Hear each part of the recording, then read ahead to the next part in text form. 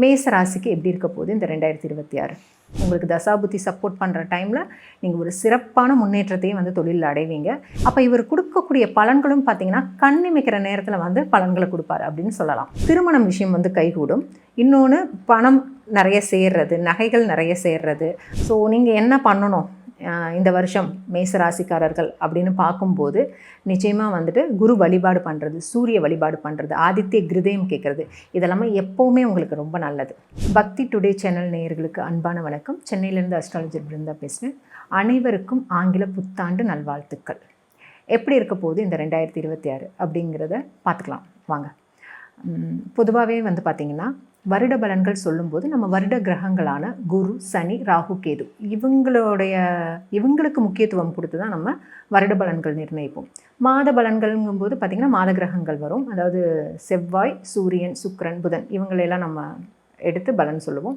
தினபலன் அப்படிங்கும்போது சந்திரனை மையமாக வச்சு நம்ம பலன் சொல்லுவோம். ஸோ இப்போ வருட கிரகங்கிறனால வருட பலன்கள்ன்றனால வருட கிரகங்களை வச்சு நம்ம பலன் சொல்கிறோம். மேச ராசிக்கு எப்படி இருக்க போகுது இந்த 2026?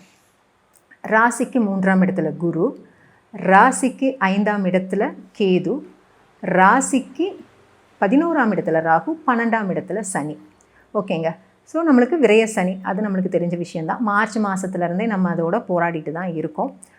11ஆம் இடத்துல ராகு இருக்கிறது மிக மிக ஒரு சிறப்பான நிலை. அதாவது தொழிலில் வந்து ஒரு நல்ல அசுர வளர்ச்சி அப்படின்னு சொல்லலாம். உங்களுக்கு தசாபுத்தி சப்போர்ட் பண்ணுற டைமில் நீங்கள் ஒரு சிறப்பான முன்னேற்றத்தையும் வந்து தொழிலில் அடைவீங்க. புது புது யுக்திகளை பயன்படுத்தி நீங்கள் தொழிலில் சிறப்படைவீங்க. ஓகேங்களா. 3ஆம் இடத்துல குரு இருக்கிறது என்ன ஆகும்னா, இந்த பதவிக்காக வெயிட் பண்ணுறவங்களுக்கு கொஞ்சம் தடை ஏற்பட்டுருக்கும். உறவு, நட்பு, இந்த விஷயங்கள் புதுசாக ஒரு ஒப்பந்தம் போடுறோம்னா அதில் தடைகள் கொடுக்கறது, இதெல்லாம் வந்து 3ஆம் இடத்துல குரு கொஞ்சம் தடைகளை வந்து கொடுத்துட்ருப்பார் உங்களுக்கு.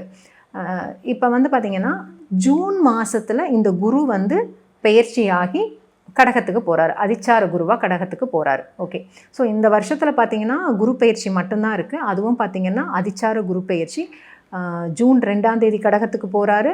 அக்டோபர் 31ஆம் தேதி சிம்மத்தில் போயிட்டு நவம்பர், டிசம்பர் 2 மாதம் அங்கே இருந்துட்டு டிசம்பர் 25 அகைன் கடகத்துக்குள்ளார வராரு. சரிங்க. இது எப்படி இருக்கும் அப்படின்னு பார்த்தீங்கன்னா, இந்த 3ஆம் இடத்துல இருக்கிற குரு 4ஆம் இடத்துக்கு போகிறாருங்களா, அங்கே போய் அதிச்சாரத்தில் உச்சமடைகிறாருங்களா, 6 மாதம் கிட்ட 5 மாதங்கள் அங்கே இருப்பார். பொதுவாகவே வந்து அதிச்சாரம் அப்படிங்கிறது பார்த்திங்கன்னா மிக வேகமாக குரு நகர்வை வந்து குறிக்கும். ஓகே. சாதாரணமாக நகர்றதை விட மிக வேகமாக நகர்வார். அப்போ இவர் கொடுக்கக்கூடிய பலன்களும் பார்த்திங்கன்னா கண்ணிமைக்கிற நேரத்தில் வந்து பலன்களை கொடுப்பாரு அப்படின்னு சொல்லலாம். அப்போ இந்த 4ஆம் இடத்துல போய் குரு இருக்கிறது எப்படி இருக்கும் மேசராசிக்கு அப்படின்னு பார்த்திங்கன்னா, வீடு, வண்டி, வாகனம், தாயார், கல்வி, இந்த விஷயங்களில் மிக மிக கவனமாக இருக்கணும். ஓகேங்களா.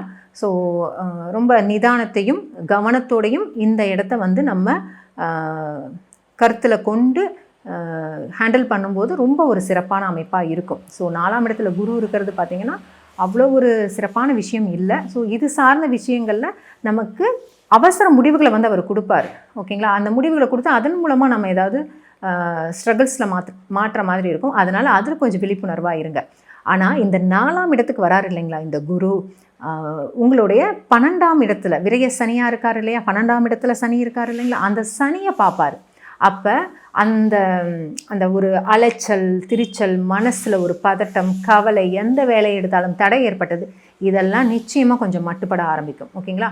ஸோ 4ஆம் இடத்துல இருக்கிற குரு எந்தெந்த இடங்களை பார்க்குறாரு அப்படின்னு பார்த்தீங்கன்னா, ராசிக்கு 10ஆம் இடமான மகரத்தை பார்ப்பார் 7ஆம் பார்வையாக.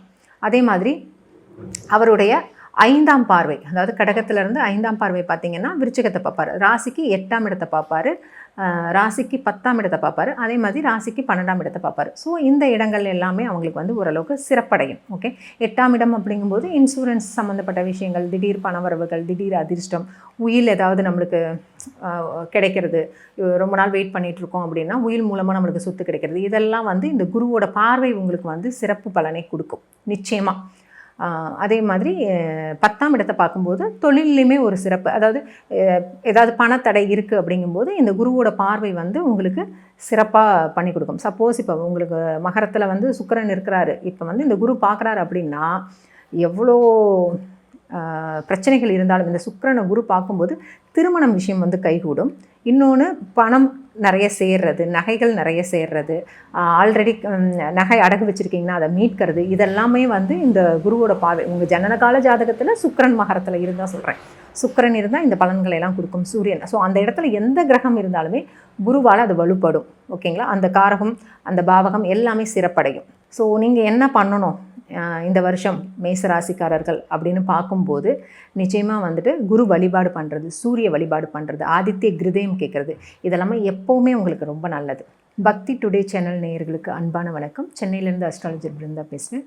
அனைவருக்கும் ஆங்கில புத்தாண்டு நல்வாழ்த்துக்கள். எப்படி இருக்க போகுது இந்த 2026 அப்படிங்கிறத பார்த்துக்கலாம் வாங்க. பொதுவாகவே வந்து பார்த்திங்கன்னா, வருட பலன்கள் சொல்லும்போது நம்ம வருட கிரகங்களான குரு, சனி, ராகு, கேது இவங்களுக்கு முக்கியத்துவம் கொடுத்து தான் நம்ம வருட பலன்கள் நிர்ணயிப்போம். மாத பலன்கள்ங்கும்போது பார்த்திங்கன்னா மாத கிரகங்கள் வரும். அதாவது செவ்வாய், சூரியன், சுக்கிரன், புதன் இவங்களெல்லாம் நம்ம எடுத்து பலன் சொல்லுவோம். தினபலன் அப்படிங்கும்போது சந்திரனை மையமாக வச்சு நம்ம பலன் சொல்லுவோம். ஸோ இப்போ வருட கிரகங்கிறனால வருட பலன்கள்ன்றனால வருட கிரகங்களை வச்சு நம்ம பலன் சொல்கிறோம். மேச ராசிக்கு எப்படி இருக்க போகுது இந்த 2026? ராசிக்கு 3ஆம் இடத்துல குரு, ராசிக்கு 5ஆம் இடத்துல கேது, ராசிக்கு 11ஆம் இடத்துல ராகு, 12ஆம் இடத்துல சனி. ஓகேங்க. ஸோ நம்மளுக்கு விரய சனி, அது நம்மளுக்கு தெரிஞ்ச விஷயந்தான். மார்ச் மாதத்துலேருந்தே நம்ம அதோட போராடிட்டு தான் இருக்கோம். 11ஆம் இடத்துல ராகு இருக்கிறது மிக மிக ஒரு சிறப்பான நிலை. அதாவது தொழிலில் வந்து ஒரு நல்ல அசுர வளர்ச்சி அப்படின்னு சொல்லலாம். உங்களுக்கு தசாபுத்தி சப்போர்ட் பண்ணுற டைமில் நீங்கள் ஒரு சிறப்பான முன்னேற்றத்தையும் வந்து தொழிலில் அடைவீங்க. புது புது யுக்திகளை பயன்படுத்தி நீங்கள் தொழிலில் சிறப்படைவீங்க. ஓகேங்களா? 3ஆம் இடத்துல குரு இருக்கிறது என்ன ஆகும்னா, இந்த பதவிக்காக வெயிட் பண்ணுறவங்களுக்கு கொஞ்சம் தடை ஏற்பட்டுருக்கும். உறவு, நட்பு, இந்த விஷயங்கள் புதுசாக ஒரு ஒப்பந்தம் போடுறோம்னா அதில் தடைகள் கொடுக்கறது, இதெல்லாம் வந்து 3ஆம் இடத்துல குரு கொஞ்சம் தடைகளை வந்து கொடுத்துட்ருப்பார் உங்களுக்கு.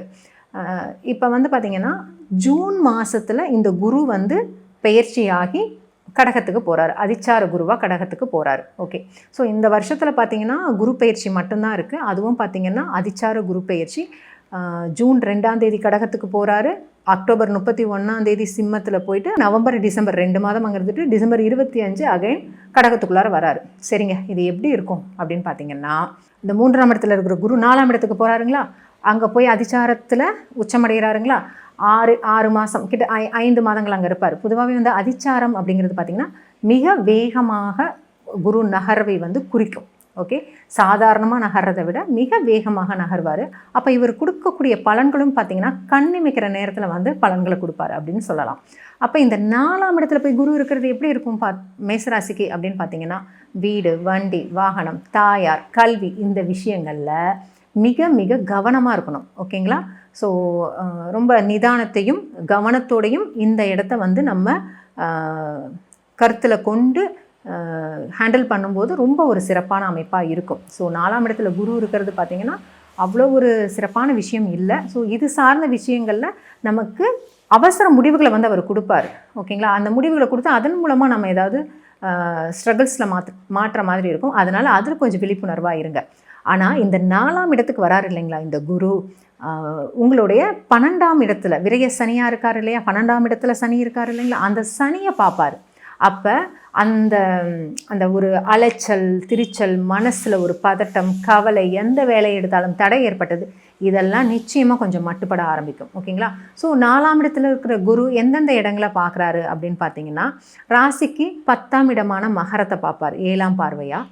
அதே மாதிரி அவருடைய 5ஆம் பார்வை, அதாவது கடகத்திலேருந்து 5ஆம் பார்வை பார்த்திங்கன்னா விருச்சிகத்தை பார்ப்பார். ராசிக்கு 8ஆம் இடத்தை பார்ப்பார், ராசிக்கு 10ஆம் இடத்தை பார்ப்பார், அதே மாதிரி ராசிக்கு 12ஆம் இடத்தை பார்ப்பார். ஸோ இந்த இடங்கள் எல்லாமே அவங்களுக்கு வந்து ஓரளவுக்கு சிறப்படையும். ஓகே.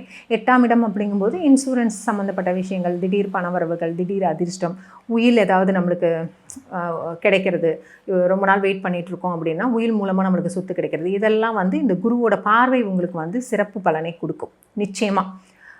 அதே மாதிரி 10ஆம் இடத்தை பார்க்கும்போது தொழிலையுமே ஒரு சிறப்பு, அதாவது ஏதாவது பணத்தடை இருக்குது அப்படிங்கும்போது இந்த குருவோட பார்வை வந்து உங்களுக்கு சிறப்பாக பண்ணி கொடுக்கும். சப்போஸ் இப்போ உங்களுக்கு மகரத்தில் வந்து சுக்கிரன் இருக்கிறாரு, இப்போ வந்து இந்த குரு பார்க்குறாரு அப்படின்னா எவ்வளோ பிரச்சனைகள் இருந்தாலும் இந்த சுக்கிரனை குரு பார்க்கும்போது திருமணம் விஷயம் வந்து கைகூடும்.